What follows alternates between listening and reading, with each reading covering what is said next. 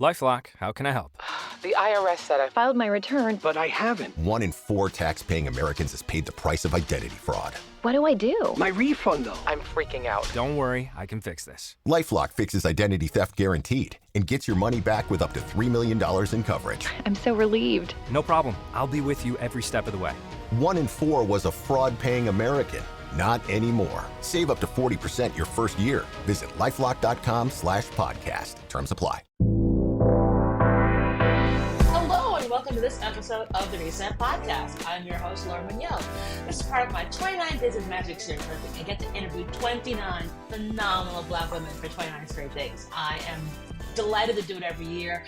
The stories that come out are incredible, and the people I get to meet who I didn't know before are always awesome. And so I so love doing this. And today I'm super delighted to have Tyra Searcy, who's a product manager, on the show. She's got a great story, and I can't wait for y'all to hear all about it.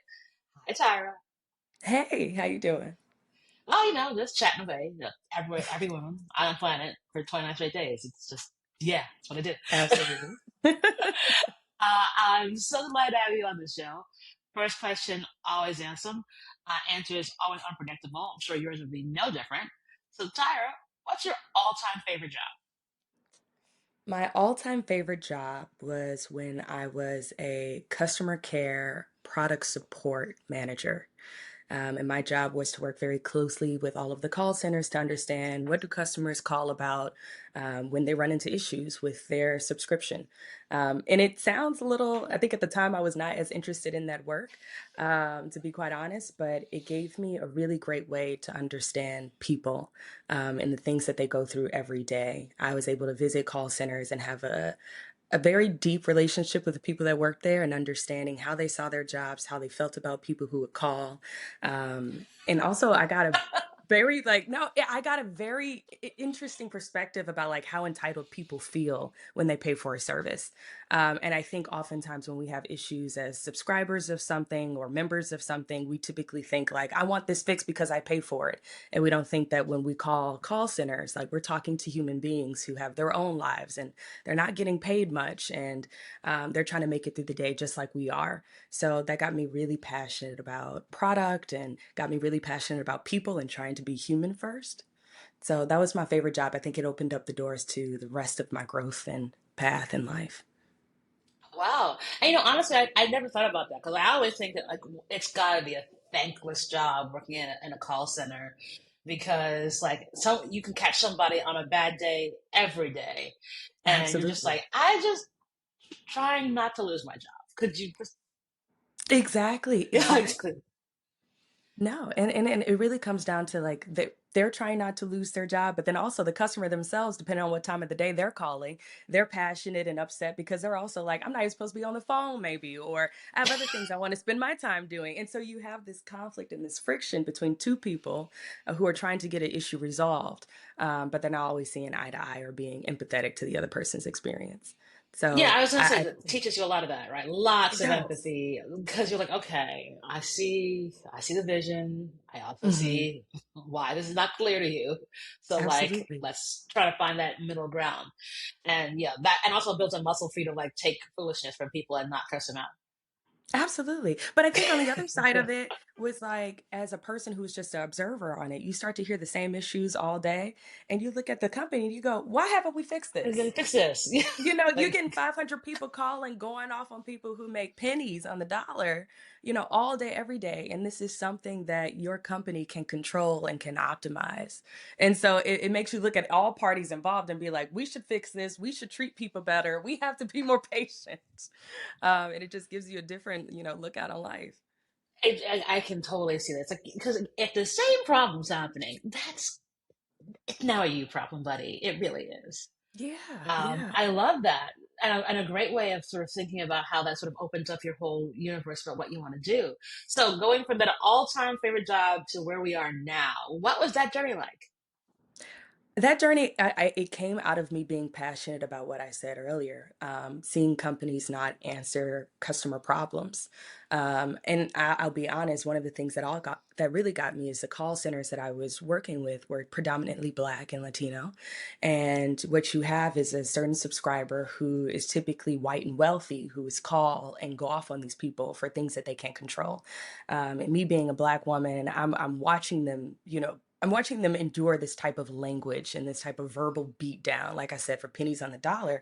And I started thinking, well, there's a product manager in here somewhere that's responsible for fixing login issues, for billing issues. There's, ops delivers who their entire job is to make sure that you get your items delivered on time. How are we working with those in the call centers to deliver messages to those who have control over their products to get things fixed? So I found my way in a position where I was becoming more of a voice of the customer and also a voice for the people in the call centers. And I started building relationships in tech in my current company at that time and started just going to them and saying, hey, you have all this innovative stuff on your roadmap, but did you know that 2,000 people can't log in into their account every day?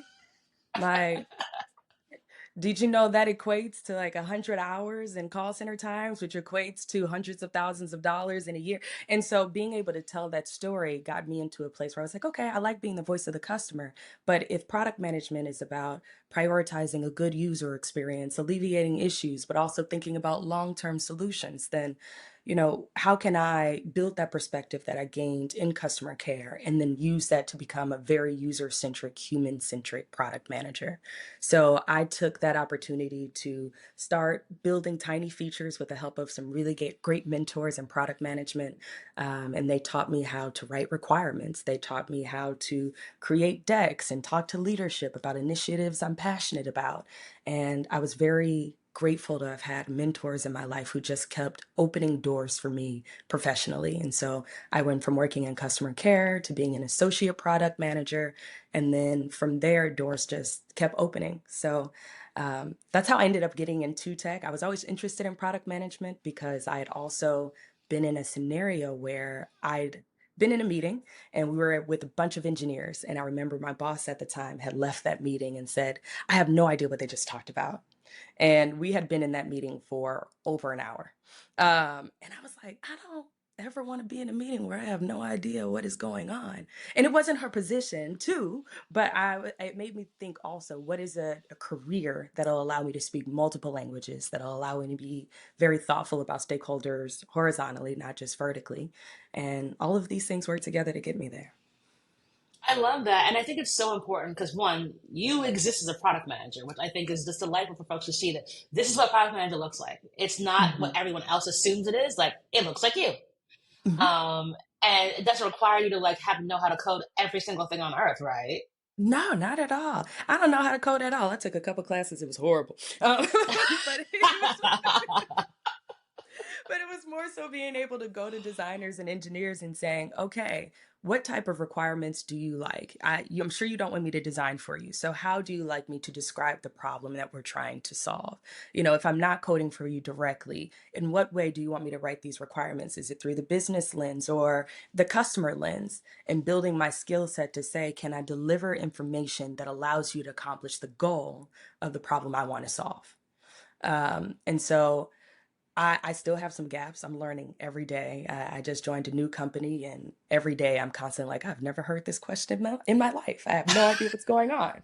But at the same time, I think the reality is that so many people don't. And so it's just leaning on each other to say, how do we get to our end goal? Well, I love that you explained this in such a lovely way. It's basically you're the translator.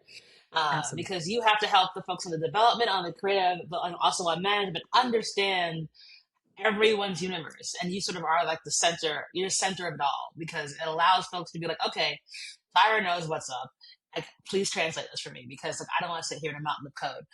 But I also really appreciate you saying that like it's so important that when you're in those meetings, you don't want to be the one who doesn't know what's happening, but also like if I don't know, let me go find out. I don't have to know every single thing, but I need to know enough to be dangerous. Like I've always said it with my career when I started out working in tech, it's like I don't even know how to do every single thing, but I should have a Right. basic understanding that like everything doesn't go woo, oh man, like because then that's when mistakes happen and all those other things will happen.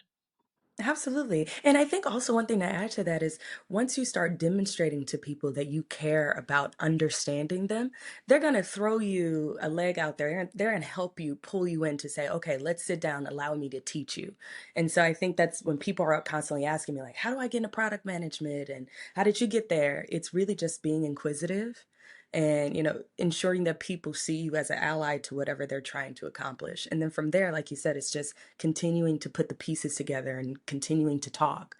I feel like you do so much of that also in your life, where you're just bringing people together and solving problems and creating that space. And it's honestly what product management is as well.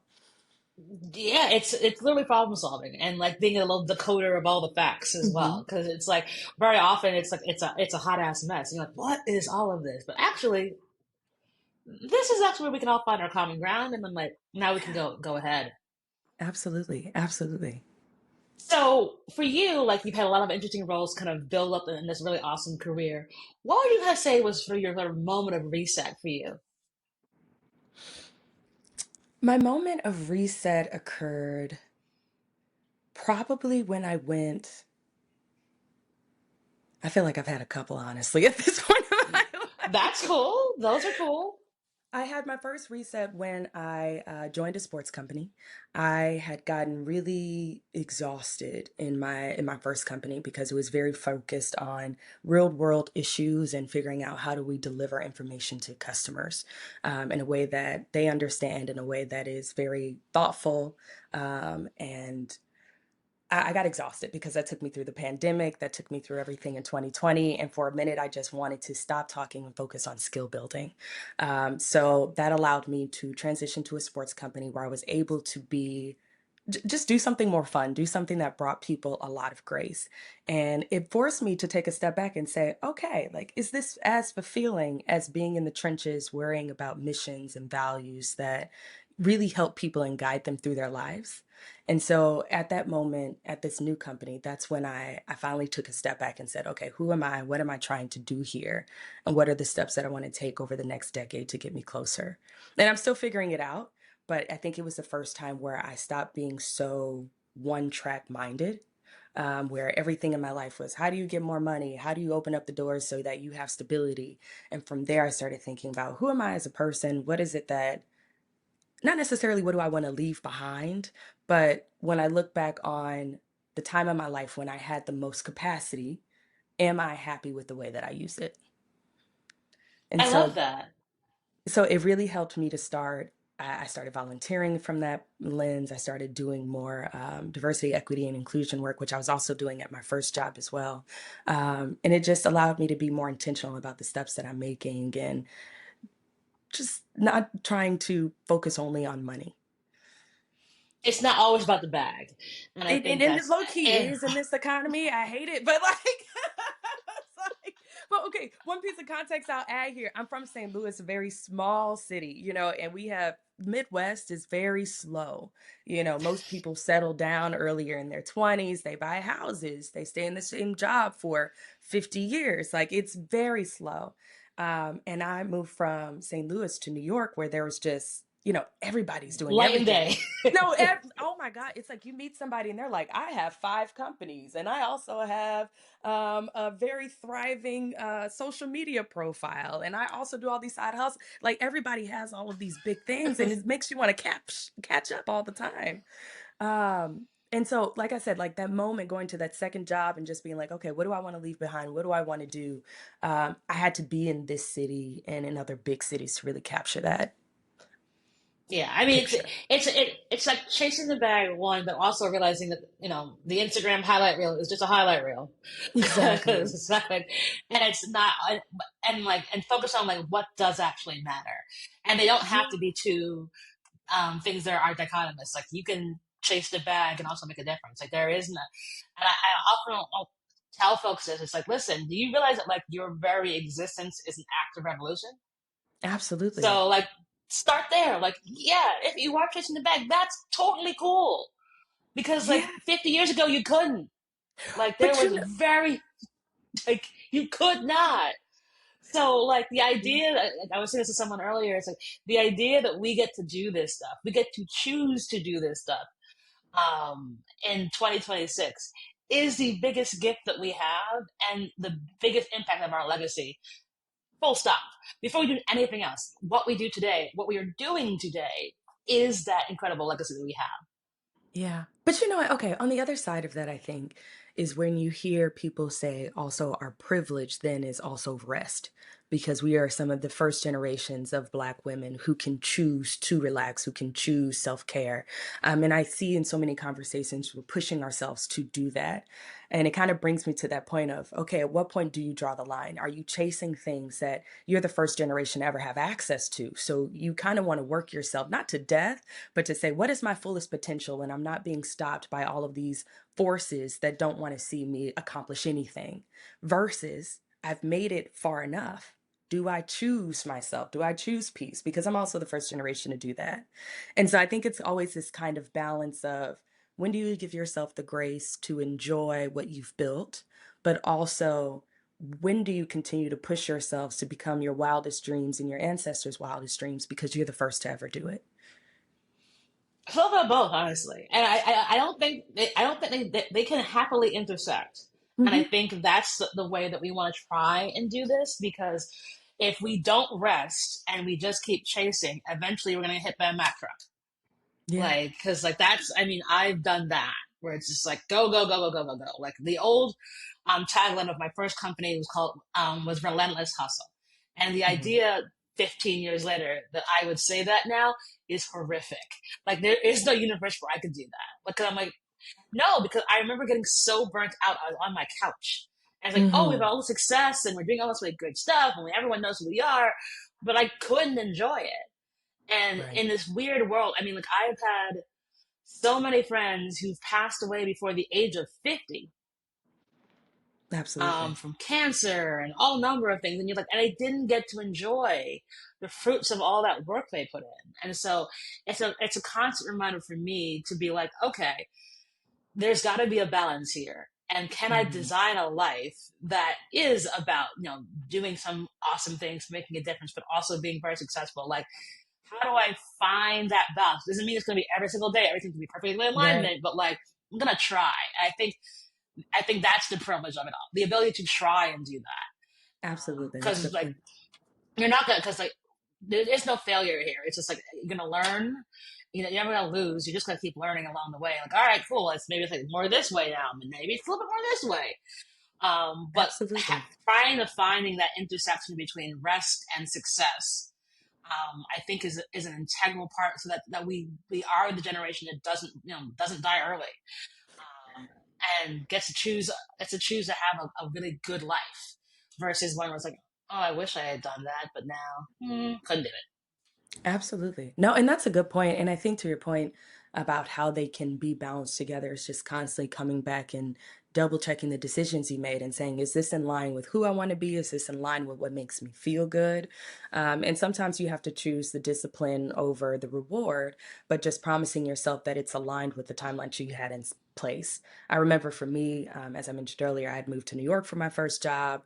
I had gotten a new job that was in New York, but then I became remote. So I moved to Chicago and then I got a new job and then I moved to California and then I didn't like California. So I moved to New York and it was incredibly chaotic. And I kept asking myself, I was like, do you not want stability, Tyra? Like, what's going on? Like, but then Like, I had what to. else? No, because I was just like, okay, you moving every year and it's expensive and exhausting. But at the same time, I was able to look back on my life and say, okay, we took this move because we wanted a job that would help you, better build your skill set, or we moved to this city because you wanted to reconnect with family and that was important to you during that time period. And so I appreciate that, even when things get very chaotic and very busy and very discipline oriented, having the ability to look back on my decision making and saying that was the right decision for me at that time is very grounding. It really is, and forgiving yourself for it is a big Yes. part about it. It's like we've all made dumbass decisions, and we've also made decisions like yeah, we're human, but we've also made decisions with based on the information I had at that particular moment. I made the best decision for me, and it may not have been for anybody else, but for me, that was the best thing I could do. The best I could do, and I have to Right. forgive, and you have to forgive yourself for like, okay, that was a mistake. Like, all right, well, I'm human. Like, Yeah, well, based on the information I had at that moment, this decision I made, I don't lose from it. I will learn from it. I'm like, okay, won't do that again. Or, okay, like maybe I made it in haste or in scarcity as opposed to a place of abundance. Like, we're human and it's okay. absolutely. I think especially for us as Black women to forgive ourselves because we do make mistakes. Like, we can't be perfect little Autobots who never fuck up. We just have to, like, learn from our mistakes and keep moving forward and not get so bogged down and making ourselves feel bad that we made a decision based on the information we could at that particular moment. Absolutely. And I think another thing that helps is being I'm very faith oriented as well. And so even when I look back and I'm like, oh, I guess that wasn't the best decision, I have to keep reminding myself that I don't know what the end of my story is. There is a world in which the decisions that I thought were bad bring me so much perspective or empathy or help to someone else that it was worth it and I just can't see it yet. And so I think about that a lot with my time in California, where I was like, that was a waste of the year. That was horrible. But I think about but I think now I have this perspective of when I become a business leader, when I become someone that is responsible for helping a person who wants to work for me understand where they can live. I know what it's like to live in a city that I don't love because I want employment. I hope having that perspective, it allows me to be a better leader to someone who might need a leader like me who thinks like that. And so it may never come. I have no idea. But that's where I like to hope that, faith is pushing me in the right direction regardless of what I see today. It's way bigger than we ever know, and the story that we're 100%. the story that's charted for us continues to change, and just let go and let God. And if you do that, you'll feel so much better. Yeah. No, I had this surrender moment a year ago. I've been at peace ever since. Yeah, like let it I go. was Like, like, same. I'm gonna do this. I kind of just I let go. I'm like, all right, this is what it is. And like It's gonna once be I what's gonna be. did, it's gonna be, and things opened up, opportunities came along, things that totally surprised me. Where I was like, "There's no okay, great." So like Mhm. let it all go. Thinking about all the kind of really amazing stuff that you've been able to do, what do you think you'd probably tell 18-year-old Tyra? I think I would tell her to be more bold and to trust myself a little bit more. I was very risk averse when I was making decisions about my career. I was not the type of person that would make any type of decision without a current plan, a fallback plan, and a contingency plan just in case everything else blew up. And so that kept me from taking risks on myself that I sometimes wonder if I had, leaned into fear a little bit more, would my life have turned out a little bit different? I'm still grateful for everything and the way that it worked out. But I definitely would have pushed myself to say, like, lean more into, you know, not necessarily trying new things, but an example would be I gave up theater and a lot of my creative passions to pursue things that I knew would build my resume up. So instead of, doing the things that I was very passionate about, I would say, okay, we have to prioritize having an internship. We have to prioritize, having all of these nonprofit and volunteer opportunities visible on your resume so you can have XYZ. And all of those things were fruitful. Like I said, it was very intentional decision making. But I'm now in a place in my life where I'm like, what do I like to do? Like, how do I like to spend my free time? What brings me joy? And I'm trying to refine that part of my life without feeling like there is something else that is more important that is going to put me in a better position in the future. So it's a lot of reframing that I'm teaching myself now. So I would definitely tell Tyra, like, don't give it all up. Figure out how to balance both. Try to continue connecting with the things that bring you joy so you don't feel this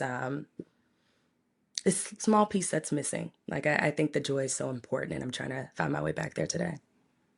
Oh, and you will, girl. You will. You already I'm are. not I too can already worried. see it. No, Yeah, no, but that's you already why it's are. like it's small Okay. stuff. Like it Oh, was like this is kind of what I was saying earlier. It was necessary at that part of my life, right? of And now course. I'm here and I'm stable, and I'm like, okay, now we got to get the fear out the way now because I'm rusty. But Yeah, look, like, and you're in the listen. You are in the best city in the world to endeavor on creative pursuits. So if you want to do improv, there's improv. If you want to do acting, there's acting. If you want to sing, there's sing. Like you are. The good part about being in New York is that, like, on any given, I would say on any given street corner, there are 1,000 stories, and because of exactly. that, you can do whatever you want and try whatever you want and be like, all right, cool, that was interesting, and like go, like Right. and you never know. And that's the thing. It's like very often it's like, well, that's so far removed from what my day job is. Like, good. But No, and also, exactly. like, but I also, want to you be never know. unrecognizable. Yeah. Yeah, that's totally cool. But also, you never know that random ass thing that you do here can help you in your day job, or someone who's also in that class could also help you. It becomes your new little buddy. Helps you in your day job. You never. It might be 10 years from now, like when oh, I did that improv class, I met that person, Right. and then we end up in a meeting, and you're like, "Hey, girl, what are you doing here? Hey, girl, I didn't know you did this too." And now you have a common bond between. I think that is. I mean, it's a unique benefit to being in New York, I will say, but it is just like, opening your heart to opportunities and like not letting it think like, oh, it seems like such a weird twist and such. Cool. Yeah. The weirder twist, the more random. Like I like to say that I'm a queen of random. You will find me at some very interesting places. Cause I'm like, not. Like if I told you where I'm Yeah. going tonight, you'd be like, what? I'm like, someone invited me, and I'm like, all right, sure. I've got nothing to do today. No. And I tell people So all the time, like, this stage of my life is like, embrace the cringe. Like, if it sounds weird, that's okay. Try it once. Like, if you look weird doing it, go ahead. Look weird. Let it go. On the other side of cringe is everything else that you really are looking for in life. So I love that's hearing that it. at any That's point in totally life you can it. pursue that. So Absolutely. my last question for you, my friend, do you have a give and or ask of the audience? I want to go back to what I was saying earlier, just about being more thoughtful about how we engage others.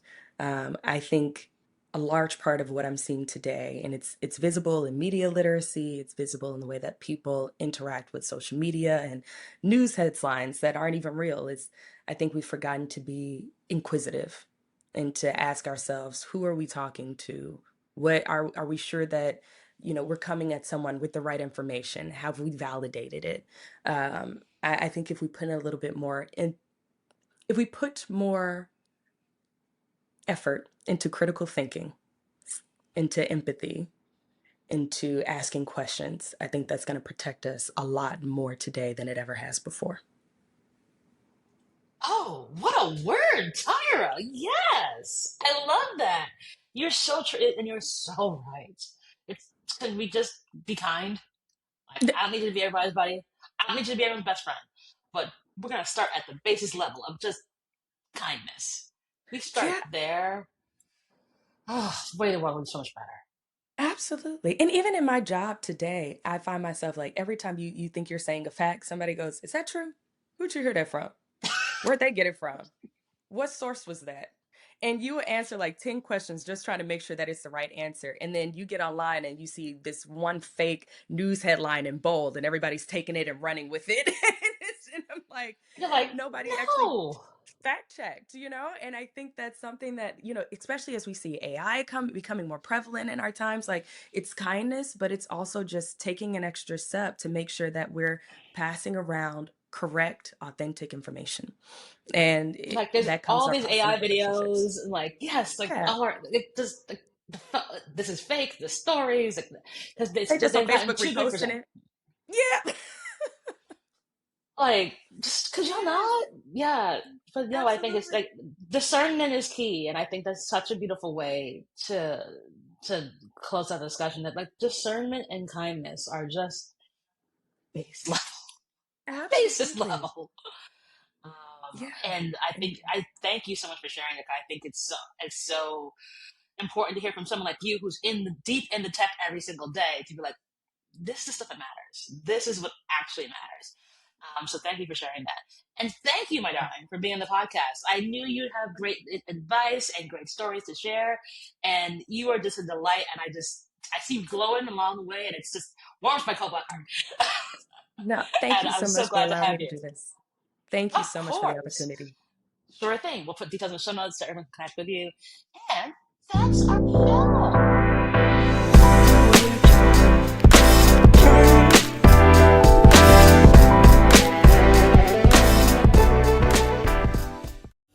Oh, please, not that music. That music gives me nightmares from my childhood. Could we get something a little bit lighter? Some lighter music here.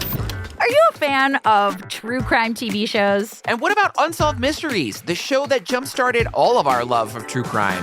I'm Ellen Marsh. And I'm Joey Taranto. And we host I Think Not, a true crime comedy podcast covering some of the wildest stories from your favorite true crime campy TV shows all the way to unsolved mysteries. Baby, you will laugh, you will cry, you'll think about true crime in a whole new way, and you'll also ask yourself, who gave these people mics? New episodes of I Think Not are released every Wednesday with bonus episodes out every Thursday on Patreon. And every Monday, you can listen to our True Crime Rundown, where we go over the top true crime headlines of the week. So come and join us wherever you listen to your podcasts. The Regency era.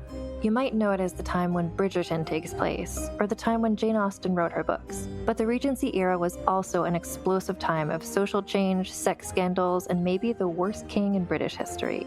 And on the Vulgar History podcast, we're going to be looking at the balls, the gowns, and all the scandal of the Regency era. Vulgar History is a women's history podcast, and our Regency era series will be focusing on the most rebellious women of this time. That includes Jane Austen herself, who is maybe more radical than you might have thought. We'll also be talking about queer icons like Anne Lister, scientists like Mary Anning and Ada Lovelace, as well as other scandalous actresses, royal mistresses, rebellious princesses, and other lesser-known figures who made history happen in England in the Regency era. Listen to Vulgar History wherever you get podcasts.